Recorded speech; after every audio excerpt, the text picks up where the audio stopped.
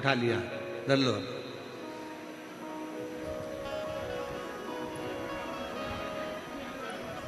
सारे सब्जेक्ट की अलग अलग एक एक फेयर कॉपी होती है।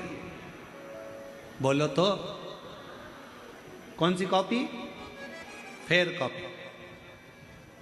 हिंदी की, अंग्रेजी की, गणित की, साइंस की, सबकी फेयर कॉपी एक अलग होती है, सबकी अलग अलग होती है। और एक कॉपी बिचारी होती है जिसमें सारे सब्जेक्ट को लिखा जाता है, उसको कहते हैं रफ कॉपी। बोलो सही है कि गलत? अरे बोलो तो जम के।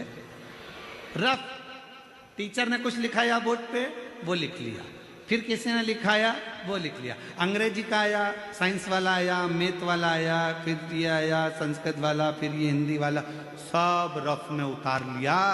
फिर बाद में से रफ से अपन ने उसको फेयर कॉपी में उतार दिया और एक कॉपी अलग फेयर बना दी। घर में भी फेयर कॉपियाँ तो जितने घर के बेटे हैं, बहुएँ हैं, ये सारी फेयर कॉपी हैं।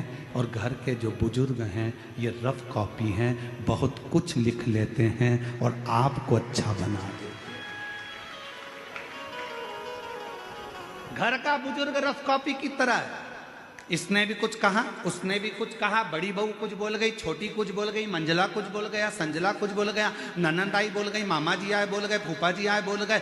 वो रफ कॉपी घर का बुजुर्ग सब अपने अंदर उतारता जाता है और उन सब की सुनकर फिर रफ कॉपी में से फेयर कॉपी बनाता जाता है। बड़े बेटे को कह देगी बेटा ऐसा कर लेना, छोटे को कह देगी ऐसा कर लेना। हिंदी सही कर दी, अंग्रेजी की कॉपी सही कर दी, साइंस की कॉपी सही कर दी, पूरे घर को अच्छा कॉपी दिया, फेयर कॉपियां दे दी और घर की वो रफ कॉपी तो रफ ही रह गई।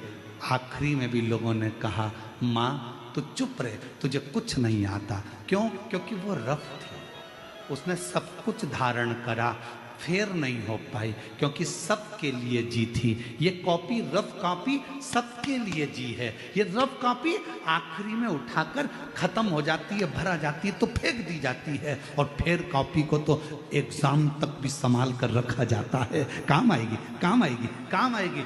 माँ बाप वो रफ कॉपी हैं जिन्होंने आप जैसे बच्चों को फेयर कॉपी बना दिया और आपको अच्छे बैग में सजाकर एग्जाम तक पहुंचा दिया, वो माता पिता।